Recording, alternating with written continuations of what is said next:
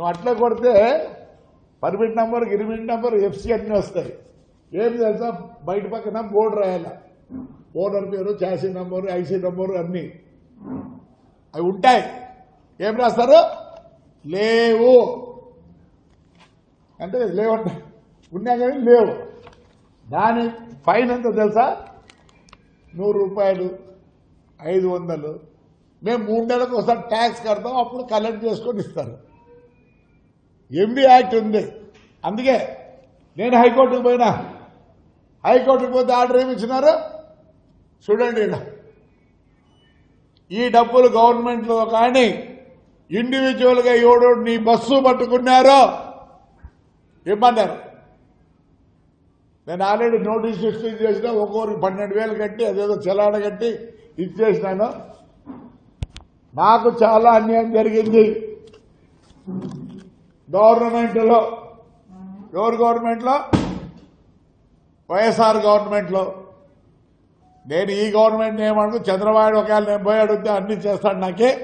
But I had to prove my self. లేదంటే రేపు ఆయన అంటారు. దీంట్లో సీతారామాంజనేయులు మెయిన్. సీతారామాంజనేయులు వదలను. వాడు పేరుని నాని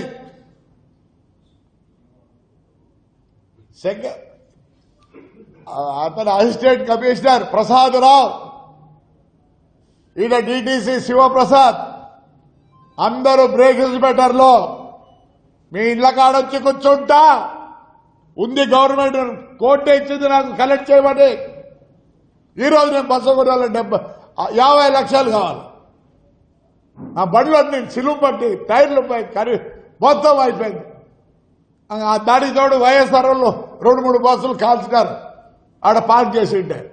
ఎవరంటే నేను నష్టపోయినా పర్వాలే, నా భార్య, నా కోడలు, ఇవన్నీ మా ఎమ్మెల్యే వాడి ప్రభుత్వాలతో ఏం రూలు రెగ్యులేషన్ ఉండవా? నేనైతే చెప్తున్నా, ఈ రోజు నుంచి 10 రోజుల లోపల ఎస్పీ కూడా ఇచ్చి వచ్చిన బ్యాడ్ ఎంక్వైరీ, మా డిటిసి ఎంక్వైరీ చేయండి. ఆల్ బ్రేక్ ఇన్స్పెక్టర్స్, నా బండ్లు పట్టుకునే ప్రతి బ్రేక్ ఇన్స్పెక్టర్, ఈడ ఒక ఆమె ఆడాయమ ఉంది, అలా కన్నా గలా కానీ ఇంట్లో ఎట్లా కట్టుకుంటావు? అట్టిక ఏం రాసావు? ఫస్ట్ ఎయిడ్ రాదని రాసావా? సీజ్ చేస్తావు బండిని. నువ్వైతే బాగా కులకాల ఇంట్లో కులుక్కుంటావా? నువ్వు ఏమనుకుంటున్నావు? ప్రతి బ్రేక్ ఇన్స్పెక్టర్ చెప్తానా, మీ ఇంట్లో కాడ కూర్చోండి, కాంపెన్సేషన్ కట్టించుకుంటా. మీ చేతులైతే ఆగే పోలీసు లేదు, గాలీసు లేదు. నేను న్యాయం కోరుతాను.